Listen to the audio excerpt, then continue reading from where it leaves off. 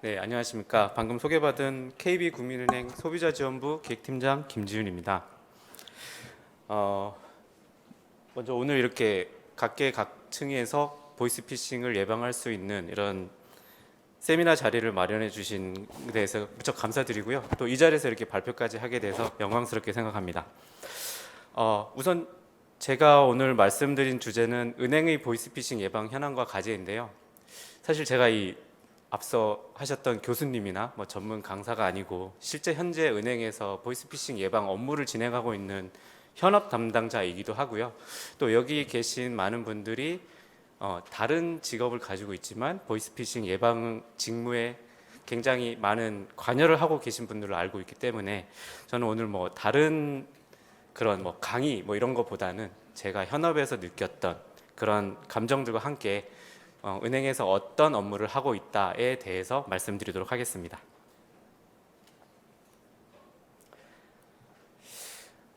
일단 은행의 보이스 피싱 업무에 대해서 이해를 하려면 사실 제가 이 19년도 처음 국민은행에서 이 직무를 맡았는데 그때 했던 질문을 같이 이해하시는 게 많은 도움이 되리라고 생각합니다. 과연 은행은 보이스 피싱을 예방할 의무가 있는가? 의무가 있다면 어떤 역할을 해야 되는가?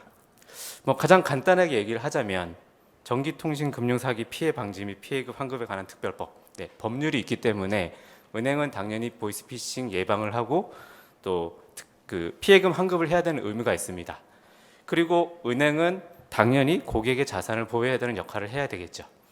그래서 은행은 정부와 감독기관과 함께 지난 몇 년 동안 전기통신 금융사기 관련 예방 노력과 지급정지 및 피해 구제 업무라는 그 업무에 대해서 여러 가지 정의를 하고 예방 활동을 진행해 왔습니다.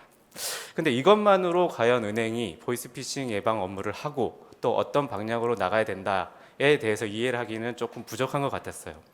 그래서 저는 한번 은행의 사회적인 역할에 대해서, 본질적인 역할에 대해서 좀 생각을 해봤습니다. 은행은 기본적으로 고객과의 관계를 맺고 있습니다. 신용과 신뢰를 바탕으로 관계를 맺고 있고요. 이런 정상적인 관계에서는 은행 직원에게 통장을 개설하는 것은 실적을 올리는 일이었습니다.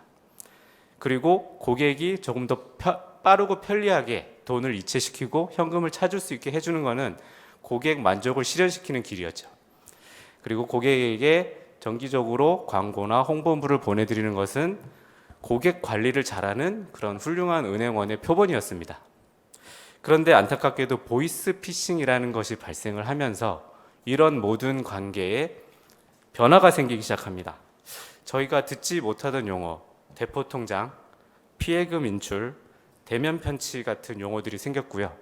저희가 고객님으로 모시던 분들이 피해자, 대포통장 명의인이라는 이름으로 불리기 시작했습니다. 그리고 저희는 보내지도 않았는데 어디선가 고객님께 메시지를 보내고 전화를 하고 그렇게 고객님을 유혹하는 일이 생겼죠. 은행이 가장 중요하게 생각했던 고객과의 신뢰, 신용에 문제가 생긴 겁니다. 이런 변화는 보이스피싱 범죄의 특징 때문에 조금 더 강화된 측면이 있는데요. 사실 보이스피싱은 다른 범죄와 다르게 심리를 교묘하게 이용하는 범죄입니다. 앞서 말씀을 많이 해주셨는데 돈이 필요한 사람들에게는 대출이라는 달콤한 유혹으로 다가오고요. 또 많은 사람들에게 정부기관, 검사 같은 위협적인 단어로 심리적인 공포를 이용합니다. 또 제가 가장 싫어하는 자녀를 이용해서 부모님의 마음을 이용하기도 하죠. 이렇게 심리를 악용하다 보니까 그 고객님들이 거기에 속아서 또 다른 범죄에 악용이 되세요. 예전 범죄 같은 경우 뭐 소매치기를 생각해 본다면 고객님의 지갑에 100만 원이 있었다면 그 피해는 100만 원에 그치겠죠. 근데 보이스피싱이 발생을 하면 고객님을 꼬드겨서 고객님이 가지고 계신 지금 현재의 계좌에 있는 돈보다 더 많은 돈, 요새 같은 경우에는 오픈뱅킹을 위해서 나도 모르는 다른 은행의 계좌에 있는 돈, 그 다음에 대출을 받아서 더 많은 피해금, 그런 것들을 발생시키는 범죄입니다. 이런 두 가지가 결합이 되다 보니 은행 입장에서는 정말 이제 고객과 피해자, 범죄자를 구별하기 어려워졌습니다. 지금 영업점에서 제 앞에 와 있는 분이 전세 자금을 찾으러 온 고객님이신지, 보이스피싱범에 속아서 온 피해자인지, 아니면 단순히 아르바이트비를 받기 위해서 온 인출책인지 구별하는 것이 굉장히 어려워졌죠. 그래서 저는 앞서 말씀드린 법적인 의무는 당연히 해야겠고, 거기에 더해서 우리 은행원이라면 고객과의 신뢰를 회복하기 위해서 보이스피싱을 예방하고 또 보이스피싱 피해가 발생을 하면 빠르게 대처를 해야 된다라고 생각을 하고 있습니다. 그래서 모든 은행권에 계신 분들이 같은 생각일 거라고 생각을 하고요. 은행의 보이스피싱 예방은 바로 여기에서 출발을 합니다. 고객과의 신뢰 회복. 그래서 은행의 보이스피싱의 가장 큰 목적은 고객과 피해자를 구별하고요. 그 다음에 피해금이 보이스피싱 범죄자들에게 흘러가지 않도록 하는 것에 집중을 하고 있습니다. 저희 국민은행 같은 경우에는 2018년도 이전에는 각자의 부서에서 맡은 역할을 했습니다. 그러다가 이렇게 대응을 해서는 은행의 보이스피싱이 줄어들지 않겠다라는 경각심을 가지고 모든 업무를 한 군데 모은 팀을 완성을 했고요. 그 이후 계속해서 커져서 21년도 소비자지원부란 이름으로 피해 예방부터 피해금 환급까지 할 수 있는 통합부서를 완성시켰습니다. 올해 기준으로 이제 민원 인원까지 포함해서 50명이 넘는 인원이 근무를 하고 있는 부서이고요. 이 부서에서 보이스피싱과 관련된 모든 업무를 일원화해서 진행을 하고 있습니다. 이 부서에서 하는 일은 사실 크게 세 가지로 나눠볼 수 있는데요. 첫 번째는 예방제도의 운영입니다. 예방제도의 운영. 네.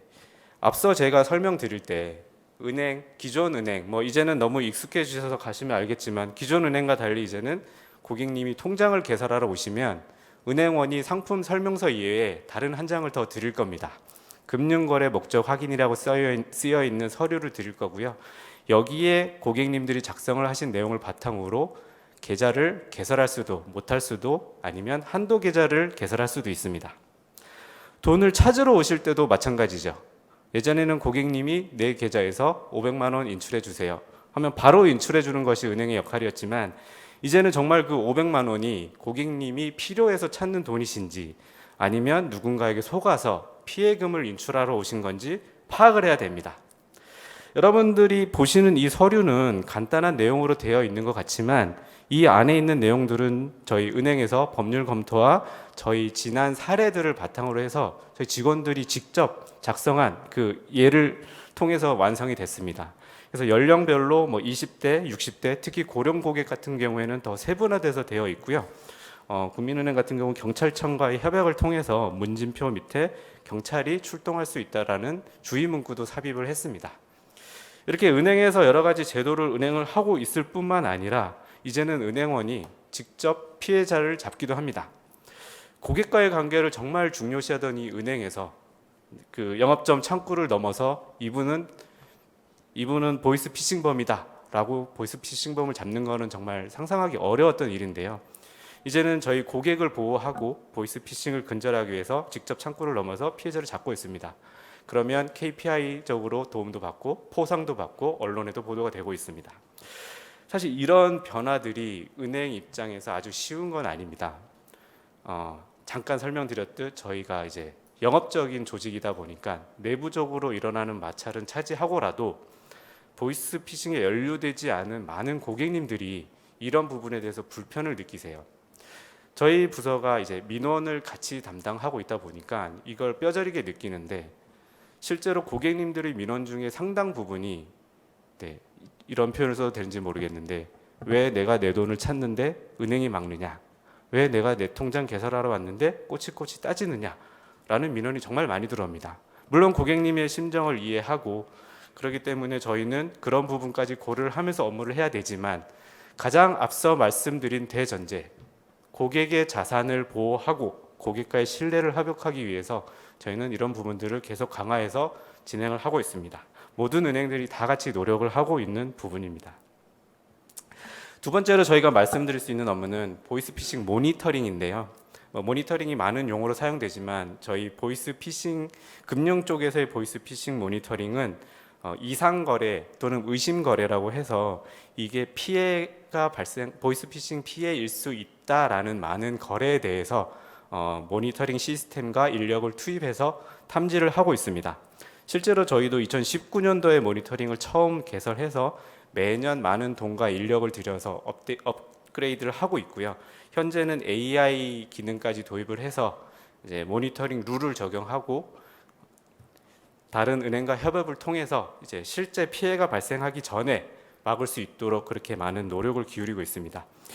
이걸 하면서 저희는 이제 피해자분하고 이제 그 보이스피싱 인출책이라고 생각되는 분들하고 통화를 많이 하는데요. 거기에서도 고객님들이 같은 말씀을 하세요. 이제 왜 내가 내 돈 찾는데 자꾸 이런 걸 한다 하는데, 이제는 또 정말 시간이 좀 흐르다 보니까 고객님들이 인식이 많이 좋아지셨는지 모니터링 팀에서 전화를 하는 거에 대해서는 고맙다라고 얘기를 하면서 그렇게 피해를 인식하는 분들이 많이 계십니다. 그런 부분이 발생할 때마다 은행은 조금 바른 길로 가고 있구나라고 느끼고 있는 면도 좀 있습니다. 다음은 법률에서 정한 이제 지급정지 및 피해금 환급에 관한 업무를 진행을 하고 있습니다. 이 부분은 당연히 법률에서 정해지고 저희가 진행을 해야 되는 부분이기 때문에 놓치지 않도록 하나하나 절차를 마련해서 진행을 하고 있고, 영업점에서부터 마지막 저희 소비자 지원부에서 환급을 하는 절차까지 진행을 하고 있습니다. 이 부분들이 사실 기본적으로 대부분의 은행들이 진행을 하고 있는 보이스피싱 예방 제도 및 그런 운영 현황이라고 말씀을 드릴 수가 있어요. 그런데 최근에는 사실 이 이외에 조금 더 필요한 부분이 생겼습니다. 처음에 말씀드린 고객과의 신뢰를 회복하는데 이런 제도만으로는 한계가 있었습니다. 왜냐? 여러분들 요새 은행 자주 가시나요? 거의 아마 저도 은행을 1년에 한두 번 정도밖에 안 가는데 대부분의 고객들이 비대면 거래를 하십니다. 스마트폰으로 은행에 오시고 PC로 인터넷으로 은행에 오시죠. 그런데 보이스피싱도 똑같습니다. 스미싱 문자로 보이스피싱을 시작을 하고요. 비대면 대출로 보이스피싱을 마무리 짓습니다. 은행의 비대면 수단과 보이스피싱의 비대면 악용 수단이 동일합니다. 그렇기 때문에 은행이 나서서 모든 걸 해결할 수는 없지만 최소한 고객님이 비대면 거래에서 안전성을 확보할 수 있도록 모든 은행들이 자각을 하고 거기에 대해서 노력을 기울이고 있습니다. 가장 대표적인 것이 악성액 탐지인데요. 이거는 여러 주요 은행들은 다 동일한 기능을 가지고 있는 걸로 알고 있고요.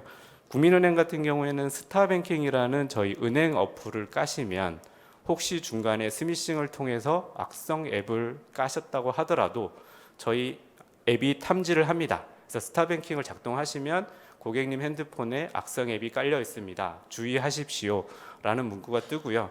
이거를 저희가 법적인 문제 때문에 강제로 삭제는 못하고 고객님이 직접 삭제를 하셔야 하는데, 그 과정에서 만약에 고객님이 인지를 못하시고 삭제를 안 하시게 되면 저희 보이스피싱 모니터링 팀에서 연락을 드려서 고객님 이러이러한 걸로 위험한 상황이시니 은행을 방문하세요 라고 하면서 지급정지를 겁니다. 그런 조치까지 저희는 취하고 있고요. 다음으로 이제 그 관계의 회복, 신뢰의 회복을 위해서 고객님들이 받으시는 문자에 이거는 정말 은행 문자가 맞습니다라는 많은 기능들을 저희가 연구를 해서 같이 통신사와 협업, 그다음에 감독기관과 협업을 통해서 진행을 하고 있습니다. 그중에서 이 통신사에서 아마 오셨으니까 잘 아실 텐데 RCS 이 부분이 있습니다. 이 부분은 사실 저도 조금 많이 알게 된 계기가 19년도에 처음에 와서 가장 그때 당시 이슈가 됐던 게 은행 사칭 문자였습니다. 나는 은행이다라고 문자를 보냈지만 실제로 아닌 문자 때문에 저희가 많이 고민을 했었는데, 당시에 KT와 SKT에서 인증 마크라는 제도가 도입이 되어 있었습니다. 그래서 SKT나 KT에서 보내는 문자에는 그 인증 마크라는 걸 찍어서 이것은 고유의 문자가 맞다라는 기능이 있어서 저희가 이거를 금융위랑 여기에 이제 의견을 냈고요. 그 과정에서 다행히도 이제 통신사에서 RCS라는 새로운 문자 체계를 도입을 하면서 은행뿐만 아니라 모든 기업들이 이 로고를 사용할 수 있는 그런 기반이 마련이 됐습니다. 그래서 이 RCS를 현재 저희 국민은행은 도입을 해서 국민은행 문자에 로고가 찍혀서 나가게 되어 있고요. 그다음에 금융감독원에서 주관이 돼서 시행한 화이트리스트, 이 문자는 금융권에서 보낸 문자가 맞습니다라는 내용의 문자가 함께 나가고 있습니다. 그리고 키사에서 진행하시는 이제 사칭 문자 같은 스팸 문자 신고 체계를 저희가 좀 활용을 해서 은행 영업점과 고객님 안내문에 다 실어서 스팸 문자가 오면 바로 신고를 하실 수 있게 이렇게 안내를 하고 있습니다. 이 부분이 중요한 이유는 사실 예전에는 은행 사칭 문자가 발견이 되면 저희 고객님들이 은행에 신고를 하시고 그러면 저희가 그걸 가지고 키사에 신고를 하고 해서 마무리하는데 거의 한 2주 정도 걸렸습니다. 그렇게 걸리던 거를 이제 키사에서 이렇게 좋은 기능을 해 주셔서 바로 신고할 수 있는 체계가 갖춰지면서 고객님들이 안전을 조금 더 도모할 수 있게 됐습니다. 그리고 이제 21년도에 또 문자 화이트 리스트라는 것도 시행을 했는데요. 이거 역시 통신사와 협업을 통해서 진행을 했는데 이 부분 같은 경우에 은행에서 아무리 은행 문자입니다라고 보내도 사실 사기 문자가 발송이 되면 은행은 막을 권리는 없잖아요. 그리고 막을 방법도 없고. 그래서 이것도 통신사와 협의를 통해서 은행이라는 문구가 포함이 됐는데 은행이 등록한 전화번호가 아니라면 과감하게 차단해 달라라고 제가 요청을 드렸고요. 통신사에서도 그 의의를 아시고 진행을 해주셔서 실제 21년 3분기에 이 제도를 시행하고 나서 KB국민은행이 시범 운행을 했었는데 처음 했을 때 키사에서 낸 보고서를 보면 그 사칭 문자율이 70% 이상 줄어든 걸로 그렇게 파악이 되고 있습니다. 그다음에 은행연합회에서도 은행 전화번호를 실제로 확인할 수 있는 서비스를 홈페이지를 통해서 개설을 해서 운영을 하고 있습니다. 그리고 당연히 은행에서는 고객님들을 대상으로 해서 여러 가지 홍보와 교육을 진행을 하고 있고요. 이렇게 해서 사실 은행은 경찰이나 많은 조직들이 보이스피싱을 근절하는데 조금이나마 도움이 되고 또 고객과의 신뢰를 회복하기 위해서 많은 노력을 기울였는데요. 사실 이 기사를 보면서 참 좋았지만 왜냐하면 제가 이 김민수 검사 사례를 많은 학생들에게 교육을 할 때 썼던 기사인 그 예시인데 이 잡았다는 소식을 듣고 너무 좋았어요. 그런데 한 가지 걱정이 됐던 거는 여기에서 은행의 한계가 좀 나타나지 않나라는 부분이었습니다. 은행은 사실 예방 차원의 업무만 진행을 할 수 있습니다. 고객님께 알려드릴 수 있고요. 이 부분이 보이스피싱과 관계됐다는 걸 할 수 있지만 보이스피싱을 근절하는 데는 한계가 있습니다. 바로 거기에서 사실 저는 오늘 그 은행권이 향후에 해야 될 과제에 대해서 생각할 수 있다라고 생각을 하는데요. 앞선 주제에서도 동일한 이야기가 나왔던 걸로 알고 있습니다. 이런 부분이 참 저는 다행이라고 생각을 합니다. 많은 부분에서 협력이 이루어지고 있고요. 통신사, 정부기관, 감독기관, 금융기관들이 모두 힘을 합쳐서 무엇인가 이제 해야 된다라는 인식을 다 같이 공유를 하고 있습니다. 국민은행도 이에 대해서 확실히 인지를 하고 이제 2022년부터 경찰청, 그다음에 국방부 같은 대외기관과 많은 협력을 해서 진행을 하고 있습니다. 이런 협력을 통해서 기존에는 은행 내부에서만 실시되던 보이스피싱 예방 업무를 조금 더 깊고 조금 더 넓은 대상으로 확대를 해서 진행을 하게 됐고요. 정말 이제 앞으로도 더 많은 일을 할 수 있을 거라고 생각을 합니다. 그래서 앞서 말씀하셨던 통신사 많은 부분처럼 저희가 말하는 것도 한번 보셨던 그림이시죠?